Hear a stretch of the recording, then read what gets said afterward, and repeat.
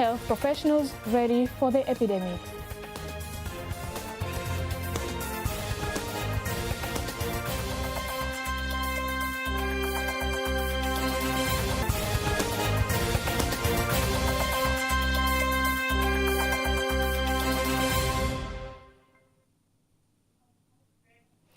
Good evening, I'm Rose Shire. You can also follow us live via our YouTube channel, TBConline, and get all the latest news through our Instagram, Facebook, and Twitter pages at TBConline. The governments of Tanzania and South Korea have agreed on priority projects that will be funded with the soft loans from the South Korean government. The agreement identifies the priority projects for the financial year 2023-2024. The agreement was signed in Dar es Salaam by the Deputy Permanent Secretary of the Ministry of Finance and Planning, Amina Hamis Shaban, and Deputy Director of the Department of Development Projects, Ministry of Economy and Finance of South Korea, Yang Jun-yoon. Kwa mfano tumekubaliana kufanya feasibility study katika maeneo ya We have agreed to organize feasibility studies in the construction areas of Binguni Hospital in Zanzibar. We are building the Ihuma railway station to modernize the railway training center. Areas that we will look into in collaboration with the Korean government are the Muhimbili National Hospital and the construction of an IT institution that will take place in Dodoma. Also, it includes the road property of Sumbawanga, Kigoma and Mpanda, which will involve the construction of fishing hubs, and these are some of the issues discussed, and we expect more in the coming days. For his part, the Deputy Director of Development Projects from the Ministry of Economy and Finance of South Korea, Mr. Yang Jun-yoon, to support the government's efforts to save its people. We are still open to identify projects in other sectors. So we have agreed to in 13 projects. So we will launch feasibility studies for a couple of them. So I'm really impressed by the efforts of the Tanzanian colleagues. They're much support as I can. So I think the Korea much support as I can. So I think the Korea and Tanzania will be in good partnership. World Health Organization is conducting a special training for the health professionals from various institutions, including agricultural and livestock, aimed within and outside the borders of Tanzania. The training is expected to last 24 days. Here is a report by Zuhura Ali, read by Faidangaga. Speaking during the training in Dar es Salaam, the Director of Medical Services, Professor Pascal Lugajo, says the training comes at the right time, so the experts will get relevant skills. Through the public health emergency operation centers and the use of incident management systems to facilitate better coordination.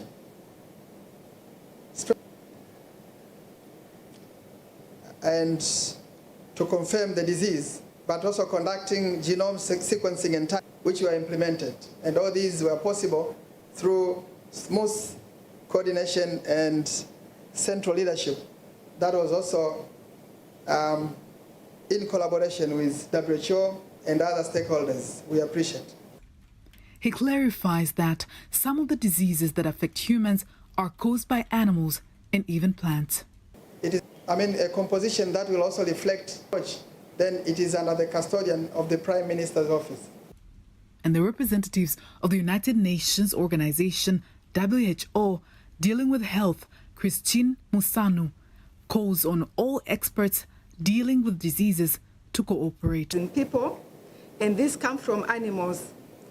Also, of the more than 2,000 public health events recorded in the Africa, we know that over 200 diseases are caused by eating food contaminated with bacteria, viruses and parasites or chemical substances.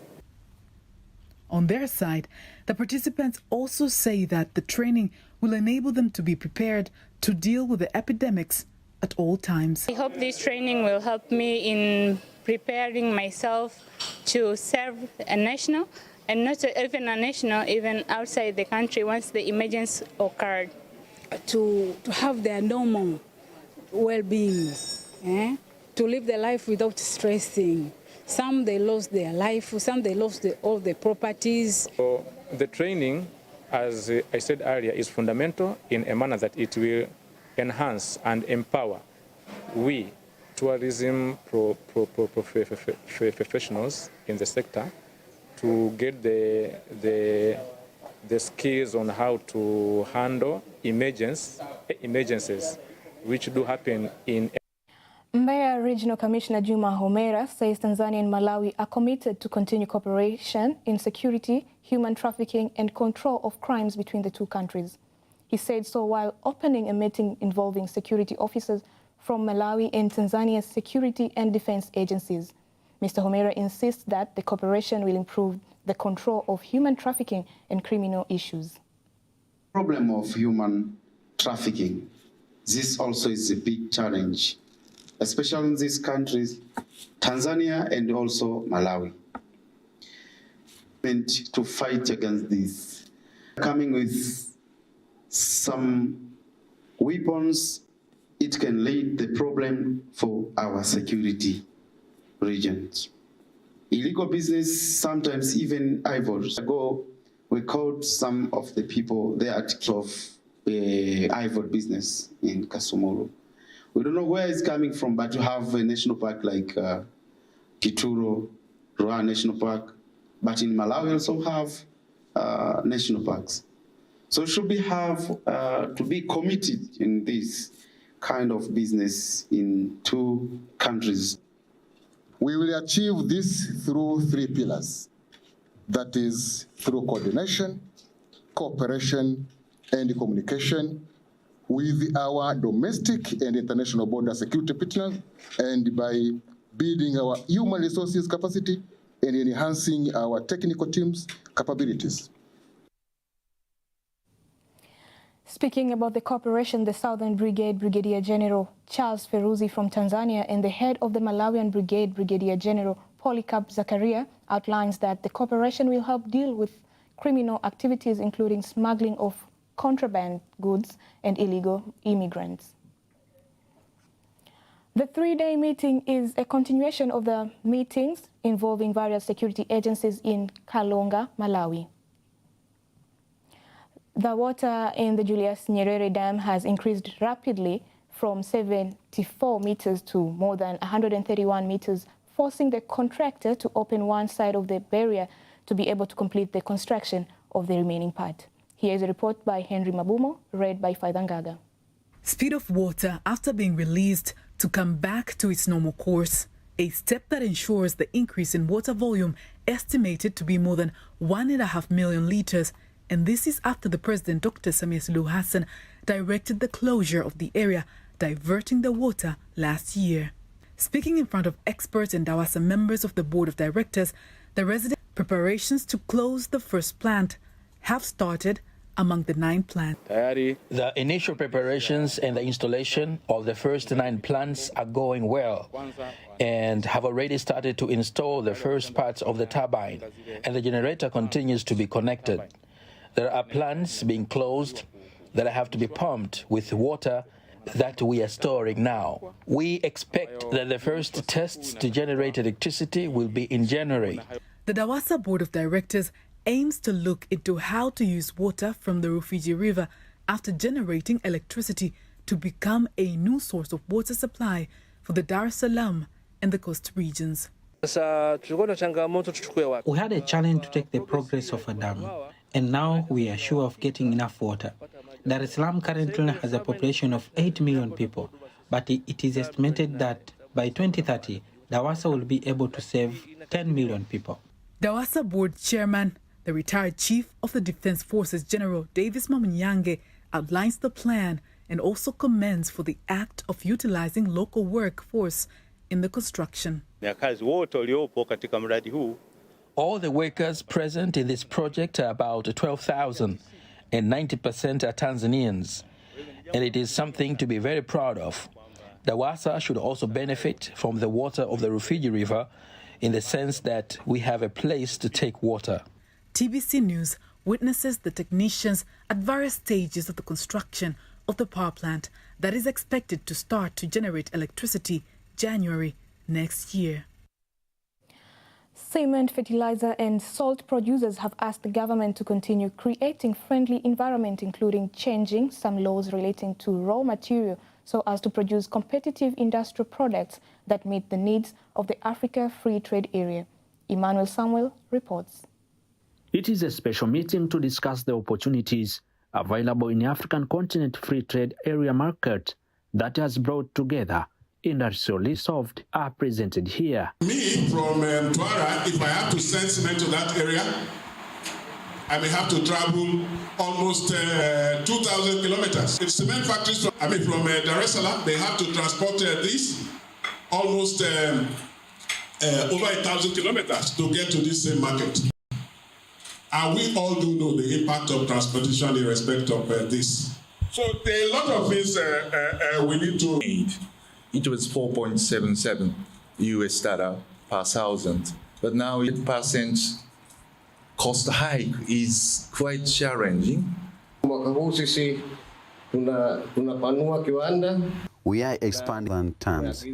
Almost 50% of the fertilizer is imported. We are asking for the protection issue to be considered. The Minister of Investment, Industry and Trade improve the investment environment that will enable the production of products to enable investors in the African Continent Free Trade Area. Carrot of the African Continental Free Trade Area to make sure that we empower them.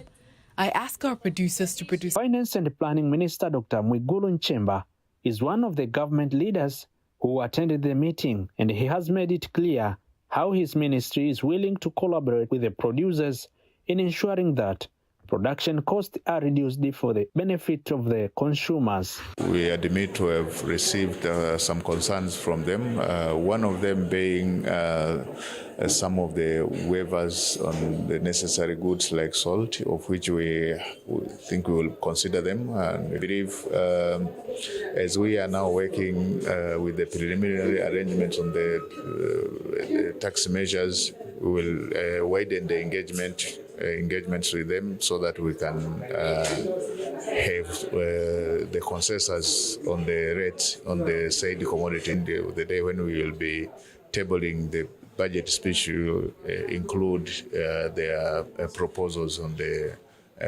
tax items identified in the meeting. It was a dialogue really to make sure that we create an environment in the country that will facilitate competition, will enable our companies, industries to compete. That is to produce good quality products at affordable prices. Tanzania is among the 7 countries selected to send 10 products to the African Free Trade Zone by July 2023. Reporting from Dar es Salaam, Emmanuel Samuel, TBC. The market demand for rubber crop cultivated in government farms has increased to 99.7%, while the production capacity of the crop is 0.03% due to low response to grow the crop. The National Development Corporation NDC Director General, Dr. Nicholas Shombe, said the corporation is currently planning to increase seedling. Here is a report by Remy Yacinti and read by Apasia Ringo.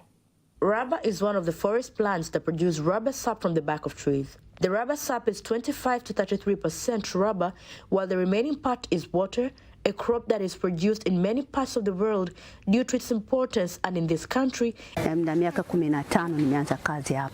have been working here for 15 years. I am successful because when I earn money, I use it to pay my grandchildren's fees and I have been able to support myself and take care of my family. And I thank the management because the salary is available early and in full. Despite its demand nationally and internationally, the level of production of the product is still low compared to market need. Mattresses, plastic factories, shoes use rubber, and medical stores, and that's why we were selling 1 kilogram of plastic for 1,000 shillings with the price of 1 sack. If you look at the world market price for this month, 1 kilogram is worth $1.59, which is almost $2 pay and advance for a large load to be produced. By the government for the construction of telecommunication towers in rural areas to enhance communication services in those areas. Universal Communication Service Access Fund, UCSAF, Chief Executive Officer Justina Mashimba said the current plan will cover 763 areas. Mashimba says to increase the use of the internet in the country, the fund aims to set Wi-Fi service in open areas such as universities, hospitals, and markets so that the citizens can access the internet easily. Tulienda kufanya scanning ya kuona ni namna gani mawasiliano katika Zanzibar. We conducted an evaluation on how communication takes place in Zanzibar when it comes to communications. Zanzibar seems to have only a few areas that needed improvement. So after we conducted the evaluation, we determined that 42 communication towers are needed in Zanzibar. Once these towers are built, Zanzibar will not have communication challenges. The government therefore provided $6.999 billion to ensure that Tanzanians in rural areas can get access to communication services. It urges people with the early signs of the epilepsy disease to seek treatment to reduce any further risks that may occur. Professor Matuja adds that more plans should be put in place to secure more advanced medications and treatments to reduce the number of patients within the country. We create awareness on an everyday basis. All health workers are supposed to know about epilepsy. Whatever they see a case, they should educate the families. Epilepsy Association, through media, through various medias, including newspapers, videos, radios, and the health education center at the Ministry of Health is also having education. Epilepsy disease, while there are more than 50 million patients worldwide. Of course, parents should take the children to the health facility, modern health facility, instead of taking them to the health healers, the traditional therapy. Parents and anybody who has a relative or a friend or whatever should send to the health center or the primary health facility that's available within the surrounding. Epilepsy is a common disease in Tanzania. About 1,000 people, if you count them, you find 1,000 people, you find 20 people have got epilepsy. So it's a high number. So burden of epilepsy is high. And that item concludes local news tonight. International news is up next.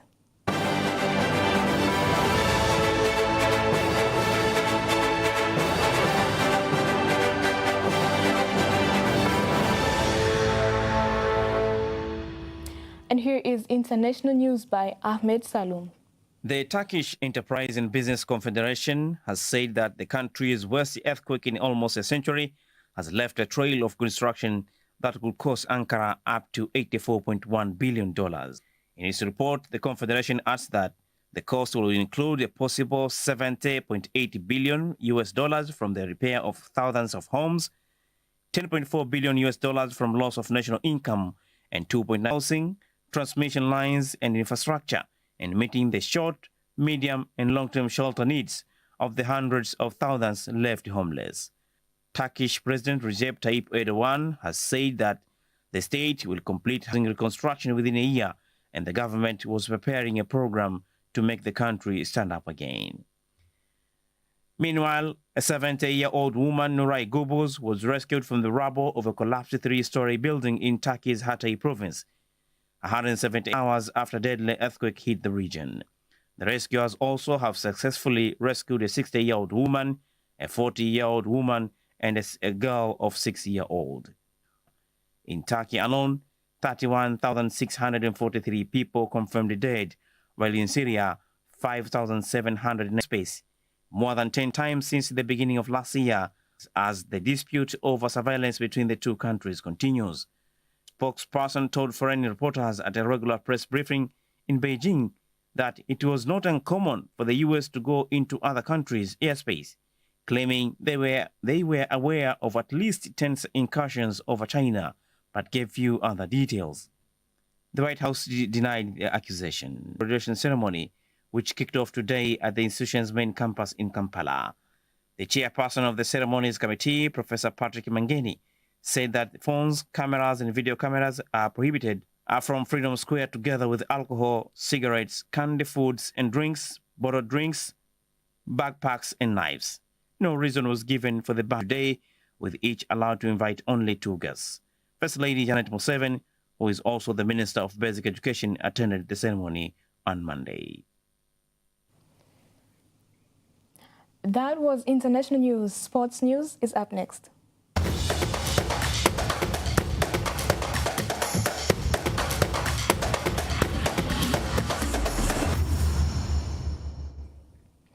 And in sports, more than 200 young female soccer players will directly benefit from the donation of sport by the local NGO Women Empowerment Zanzibar Weza in partnership with the U.S. Embassy in Tanzania.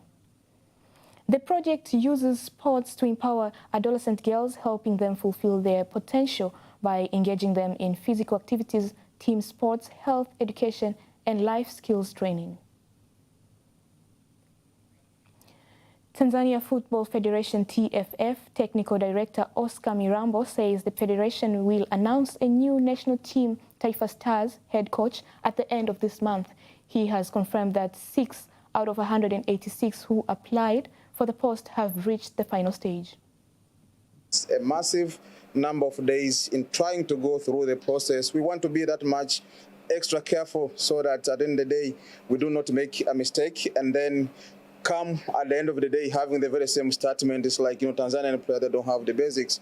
And therefore, we had 186 applicants, but we are glad that we have gone through the process and now we're just having only 6 participants. And then we are trying, to conclude so that we can have 1 coach among the 6 who are going to lead the nation in the near future. The new head coach will take the position that was left vacant. Bele says Simba and Yanga should effectively use home ground after losing their away CAF competition. And Yanga, who also lost their confederation match against US Monastiri from Tunisia, both need to prepare their mind psychologically to win next match. Them to have a first game at the out, but the second game will be played at the home ground. So this is advantage, because when you make a mistake at away game, you had a chance to correct that mistake you have done at the first game. So it's the chance for them to correct during the next game, which will be played at the Benjamin Mkapa National Stadium. Simba will face Raja Casablanca on Saturday, while Yanga will play against TP Mazembe of DRC Congo on Sunday in Confederation Cup. And that marks the end of our news bulletin for tonight. Thank you so much for watching. My name is Rose Shayo.